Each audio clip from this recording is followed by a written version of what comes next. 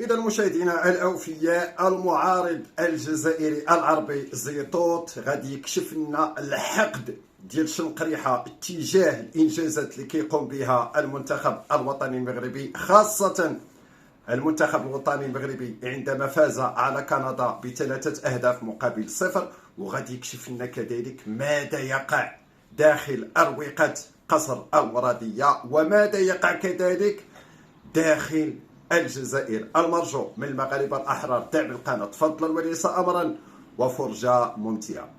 والانكسار الثالث بالنسبة للنظام الجزائري وأيضا من صنيعة يديه وهو فوز الفريق المغربي ب3-0 على كندا. وأمام جمهور كندا فاز الفريق المغربي اللي النظام الجزائري شنقريحة تحديدا، ثم أصبحوا كلهم يقولون نفس الشيء، يسميه العدو. اليوم في خطابه يتحدث عن عدو الأمس واليوم. مشكلته أن هذا العدو ينتصر في قضية جعلها النظام الجزائري قضية حياة أو موت، هي قضية فوتبول. البروباغندا اللي كان يبيعها للشعب هو أن المغرب ضعيف والمظاهرات وأنه فاشل في كل شيء وأن الجزائر منتصرة طيب الناس تشوف الآن وراهي الجزائر المنتصرة. أرادوا أن يجعلوا من قضية طفل وسيم كروش قضية وطنية مرة أخرى، لأنهم يوجهوها ضد العدو المغربي كما يسميه شنقريح. احنا العصابة تخوف شعبها بالمغرب اللي هم أشقاء وأخوتنا ونشترك معهم في الدماء، وخاصة أيام الثورة حيث قدم المغرب شعبا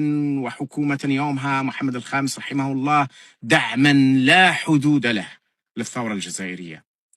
عصابات الحكم في الحقيقة تحدثنا عن العدو المغربي باش تذبحنا، باش تخنقنا، تخلق لنا العدو المغربي وهم العدو الحقيقي هي عصابات الحكم. النظام مني ب3 انكسارات شديدة في هذا اليومين، من أول أمس 2 جويلية إلى اليوم وقبل نصف ساعة فقط أو ساعة. نستطيع أن نقول أن العصابة الحاكمة في الجزائر منيت ب3 انكسارات، وكلها هي المتسببة فيها. يعني هذه الانكسارات الثلاثة، 2 جويلية مرتبطة بالانتخابات كما يسمونها، ويتحدثوا عن العزوف. هو مش عزوف، هو مقاطعة شاملة كاملة، وأن الشعب الجزائري صفعهم صفعة رهيبة جدا، إلى درجة أنهم مع النفخ في الأرقام تحدثوا على أن النسبة لم تتجاوز 21%، 20 فاصل. هذا مع النفخ في الأرقام. فكانت هزيمة المشروع السياسي القائم، هزيمة النظام سياسيا، واعترافه بالهزيمة من أن أكثر من 4/5 الشعب الجزائري 80% حوالي قاطعوها انتخاباته وقاطعوا مشاريعه وقاطعوا أحزابه وقاطعوا تشريعاته.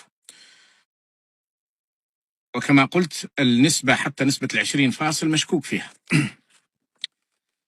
مباشرة بعدها جاءت هزيمة الفريق، واللي بالنسبة للنظام الجزائري لم يعد فريق كرة القدم، الفريق الوطني لم يعد فريق كأي فريق يلعب ويربح ويخسر وينتهي الأمر. لا، كان كرة القدم هي المشروع اللي أصبح في البداية كان مع بوتفليقة ومن معه من كبار المفسدين، ثم استمر على أن يكون كرة القدم والفريق الوطني اللي هو 23% من جزائري، 23 واحد من جزائري الخارج من 26، جعل من هذا القضية أنها قضية حياة أو موت، إلى درجة أن الكثيرين ملايين الناس انسحبوا إلى هذه الأرضية، وانتقلوا من مواطنين إلى مشجعين، وانتقلوا من الأسئلة اللي يطرحها المواطن يطرحها الجزائري حول الفشل الرهيب في كل شيء، إلى أنه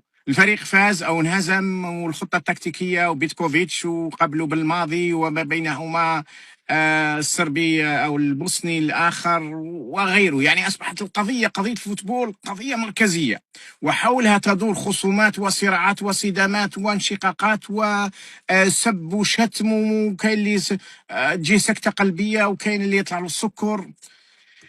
بينما هي لعبة في نهاية المطاف، هي لعبة قد يفرح الناس ويشعرون بنوع من السعادة أو يشعرون بنوع من الفرح أو لساعتين أو ليوم أو يومين أو 3، لكن النظام الجزائري جعلها مشروع كامل. حينما فشل مشروع الصناعة ومشروع التجارة ومشروع الإعلام ومشروع الطرقات ومشروع المستشفيات ومشروع التعليم حينما فشلت كل هذه المشاريع أصبح لديه مشروع واحد وهو كرة القدم. ولذلك هذا الفشل في كأس العالم بالنسبة للنظام الجزائري هو انهيار، هو انكسار. وهو كذلك بالنسبة لكثير من الجزائريين اللي لقوا رواحهم في الفخ اللي وضعهم النظام الجزائري فيه. والانكسار الثالث بالنسبة للنظام الجزائري وأيضا من صنيعة يديه جاء قبل حوالي ساعة، وهو فوز الفريق المغربي ب3-0 على كندا في كندا وأمام جمهور كندا. فاز الفريق المغربي اللي النظام الجزائري شنقريحة تحديدا، ثم أصبحوا كلهم يقولون نفس الشيء، يسميه العدو. اليوم في خطابه وفي رسالته لما سماها رسالته إلى الضباط وصف الضباط يتحدث عن عدو الأمس واليوم، وأن الجيش سيبقى صرحا في مواجهة الأعداء والمؤامرات التي تحاك ضده. يبقوا يخوفوا فينا بالغول. والحقيقة أن أكبر خطر على الجيش الجزائري وعلى الجزائر كوطن وكشعب وكدولة وكمجتمع هو عصابات الحكم، وعلى رأسهم شنقريحة. إذا جاءت الضربة الثالثة، المفروض أن فريق أجنبي يخسر ولا يربح ما يعنيش لا البلاد ولا نظام الحكم ولا بالعكس، باعتبار أن المغاربة جيراننا وإخواننا وأشقائنا. الشعب الجزائري يفرح، أو الناس اللي تتابع الرياضة أو قد تفرح وقد تعبر عن ذلك. وشفنا الشعب الجزائري كان فرحان بالفريق المغربي في الدوحة لما حقق إنجازات كانت معتبرة، وصل إلى الربع النهائي أو حتى النصف النهائي، لا أتذكر جيدا. وكانوا الجزائريين يخرجوا يحتفلوا، لكن عصابات الحكم عندما انهزمت البرتغال أمام المغرب يومها تحدثوا عن هزيمة الفريق البرتغالي، لكن أمام من لم يتحدثوا؟ نفس الشيء أمام الفريق الإسباني. والمهم فكان فضيحة حقيقية وتكلم عليها الإعلام العالمي، وحتى الجزائريين كثيرين منهم كان في النصف النهائي. نعم، أو يذكرني المساعد، كان في وصل للنصف النهائي الفريق المغربي يوم. فبدل من أن نظام الحكم يخلي الشعب الجزائري عنده خصومة مع النظام المغربي وعنده وحسابات وصراعات الأنظمة أو الدولة، يخليها في هذا الإطار، لا خرج باش يعتبروا عدو، واستطاع أن يقلب جزء من الجزائريين. أقول جزء لأن الأغلبية العظمى من الجزائريين فاهمين اللعب، وما أثبتوه في الانتخابات التشريعية هذه كما يسمونها دليل آخر على نضج وثبات الشعب الجزائري. فجر معه جزء من الناس، ولما جات الشامبيونا دافريك هذه البطولة الإفريقية، خرج جزء من الجزائريين يحتفلوا بهزيمة الفريق المغربي، خاصة في النهائي أمام السنغال. فتحويل العصابة وعلى رأسها شنقريحة ومن معه بطبيعة الحال، تحويلهم المغرب إلى عدو، ولم يتوقفوا عند النظام المغربي، إنما أصبحت الدولة المغربية والشعب المغربي والبلد المغربي عدو. هذا جعل انتصار الفريق المغربي اليوم، وهذا الانتصار العريض والكبير في كندا، انكسار كبير. انتصار الفريق المغربي انكسار كبير للنظام الجزائري، لأن وين يحط راسه الآن؟ البروباغندا اللي كان يبيعها للشعب هو أن المغرب ضعيف والمظاهرات والاحتجاجات، وهذا جزء منه صحيح، لكن ليس كما كانوا يصورونها، وأنه فاشل في كل شيء، وأن الجزائر منتصرة، طيب الناس تشوف الآن وراء الجزائر المنتصرة. الفريق هزم وخرج بهزيمتين وبتعادل، والمرجح أن هذا التعادل كان محسوب وكان مخدوم أيضا في فضيحة أخرى قد يتحدث عليها الناس فيما بعد.